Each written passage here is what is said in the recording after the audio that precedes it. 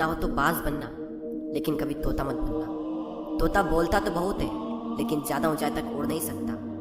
बाज बोलता बहुत कम है, लेकिन सबसे ऊंचाई पर उड़ता है और बाकी पंछियों का राजा होता है एक बाज। आज मैं आपको 5 ऐसे पॉइंट्स बताऊंगा जो कि हर इंसान को बाज से सीखना चाहिए, और लाइफ की बहुत बड़ी लर्निंग है इन 5 पॉइंट्स में।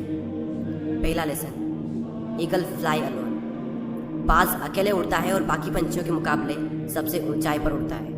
बाज अकेले उड़ेगा, लेकिन कभी भी चिड़िया और छोटे पंछियों के साथ नहीं उड़ेगा। बाज हमेशा या तो बाज के साथ उड़ता है या फिर अकेला उड़ता है।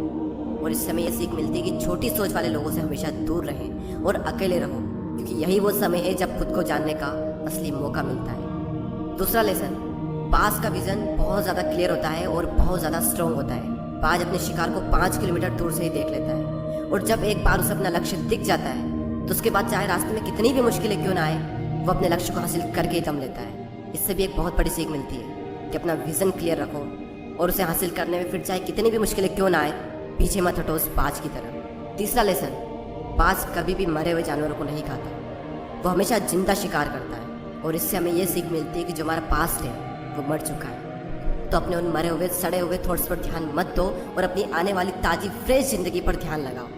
अपने पास्ट की पुरानी यादें जो तुम्हें तंग करती है, उन्हें वहीं रहने दो जहाँ पर उसकी जगह है, और तुम्हारे पास्ट की जगह है तुम्हारे पास्ट में, उसे वर्तमान में जगह मत दो। क्योंकि एक बार अगर तुम्हारा पास्ट तुम्हारे प्रेजेंट में आ गया तो तुम्हारा पास्ट तुम्हें कभी प्रेजेंट में नहीं रहने देगा।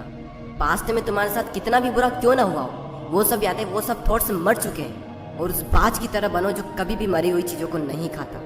चौथा लेसन, जब आंधी तूफान आते हैं तो बाज बहुत ज़्यादा एक्साइटेड हो जाता है। जब बारिश होती है तो सारे पंछी छिपकर बैठ जाते हैं, लेकिन बाज को बड़ा मजा आता है। जब तेज हवाएं चलती है तो बाज उन हवाओं के सहारे और तेजी से ऊपर की ओर उठता है, और ऊपर उड़ते उड़ते इतना ऊपर उड़ जाता है कि बादलों से भी ऊपर पहुंच जाता है। और इससे भी एक बहुत बड़ी सीख मिलती है कि मुसीबत में मजा ढूंढो। और नेपोलियन हिल ने एक बार कहा था कि हर बड़ी चुनौती अपने साथ में एक बहुत बड़ा अवसर लेकर आती है। तो उस बाज की तरह तुम भी अपने अवसर को पहचानो, और जिस दिन तुमने अवसरों को पहचान लिया तो सारी मुश्किलें तुम्हारे नीचे होगी और तुम उन मुश्किलों के ऊपर होगे। फिफ्थ लेसन, बाज अपने घोंसलों में से सॉफ्ट घास को हमेशा निकाल देता है, ताकि बाज का जो बच्चा होता है वो उसमें कंफर्टेबल ना हो सके।